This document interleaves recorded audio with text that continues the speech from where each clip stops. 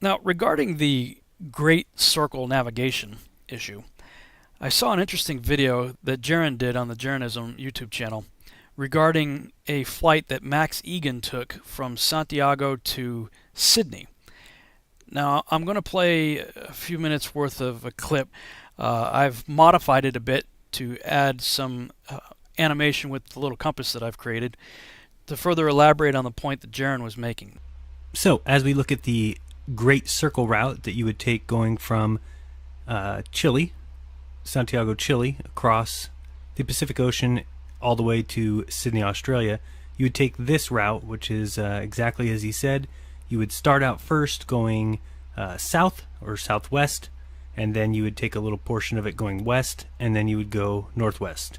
So that would be the lineup. I was looking at their compass, and their compass at one particular point was reading northwest, and my compass was reading west-southwest.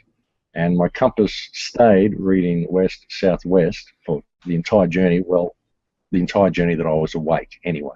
So just to kind of show what he was saying, he said every time he checked his compass, he was getting a southwest reading, which a flat earth would show.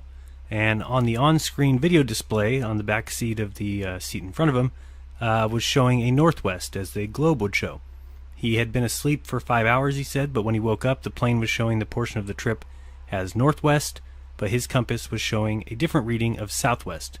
He also claimed that his compass remained in the southwest position for the entire remainder of his flight, and then he went home and checked the compass against many others, a digital compass and another compass, and said his compass was working fine. So we'll listen to the rest of this and watch the video of him showing us exactly what anomaly he found.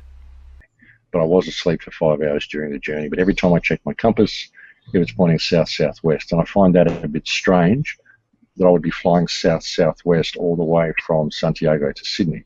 It didn't really make a lot of sense to me. So that's a weird thing. Whether there's some weird electromagnetic interference in the plane that's causing my compass to do weird things, I don't know.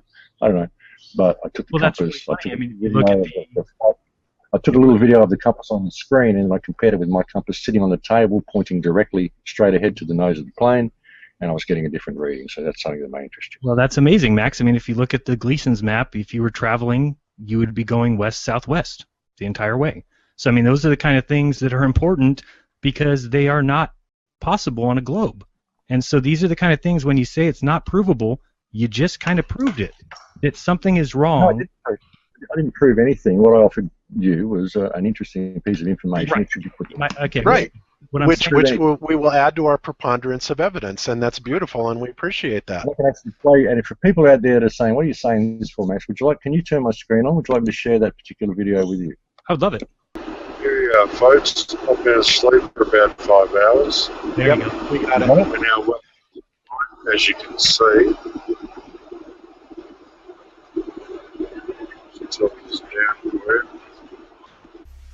So here we can clearly see that the plane is in the portion of the flight that it's turning northwest, as seen by the on-screen display.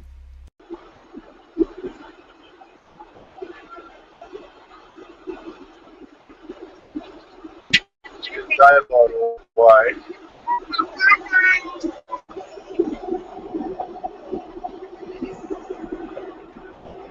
As you can see, it's mostly cloud.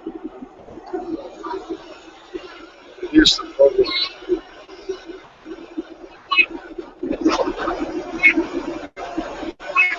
That's the reading that I'm getting. So as we can see here, as he said, in the radar or on the on-screen display, clearly the plane is traveling northwest, according to the flight tracker. I'm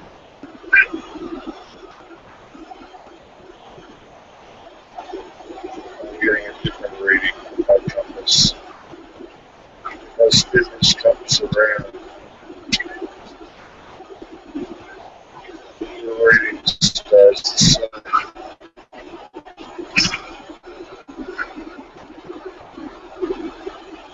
So they're giving me a reading of northwest.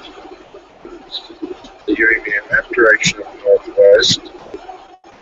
But on my compass, I'm getting a reading of southwest. So, as you can see, the compass is clearly showing southwest or west-southwest, and the on-screen display is showing it is going northwest. Something is clearly weird about that particular flight, which seems to show northwest as the intended path of the flight, yet Max clearly showed, at least that portion of the flight was showing southwest on his compass, and he claims that it showed southwest the entire time he was awake. Let me show you a flat Earth map so you can get an idea of why that's a big deal. Now, as you heard Bob say, this is not necessarily proof, it's just something that's very interesting and worth mentioning.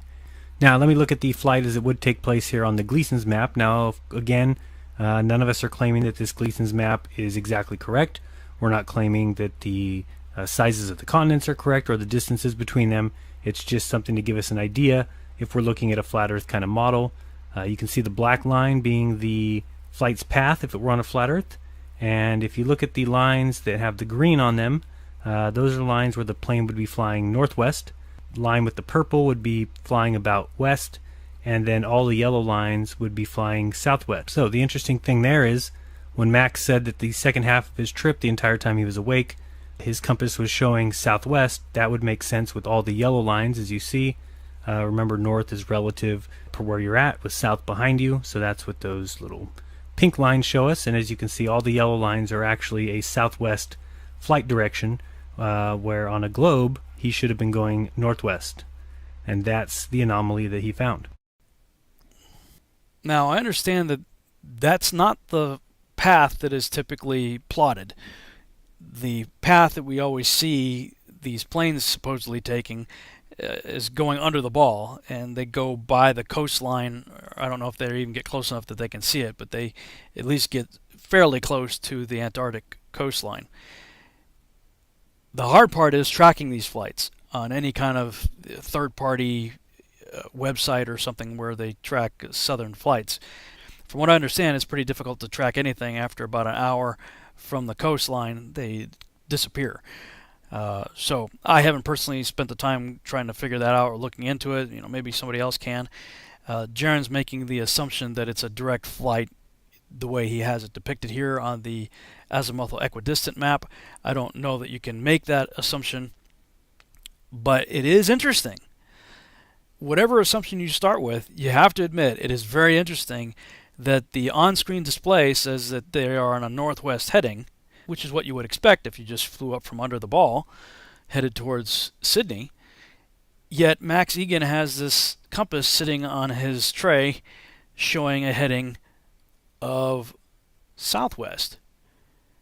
Things that make you go, I'm very intrigued by this. If there's anybody out there who can make this flight and document it, I'd like you to do two things. Confirm what Max Igen did by bringing a compass with you on the flight. Do the same thing he did. Bring a compass with you. Please use a better camera so you can actually hear what's going on and it's not so herky-jerky. You know, use your iPhone or something like that. So document it as best you can. And I would say also bring a spirit level with you. I'm not going to get into it in this video right here, but that would determine whether or not you are flying straight and level. Now, of course, I know that you will be flying straight and level because that's what pilots do. But that's not possible on a ball. You cannot use your attitude indicator set to level and fly 500 plus miles an hour over a ball without significantly increasing in altitude about every 12 minutes. This is because at 500 miles per hour, every 12 minutes or so, you'd be going about 100 miles. In fact, according to the Pythagorean formula for calculating curvature, in 1 hour's time, this is how much altitude you should accumulate if flying straight and level.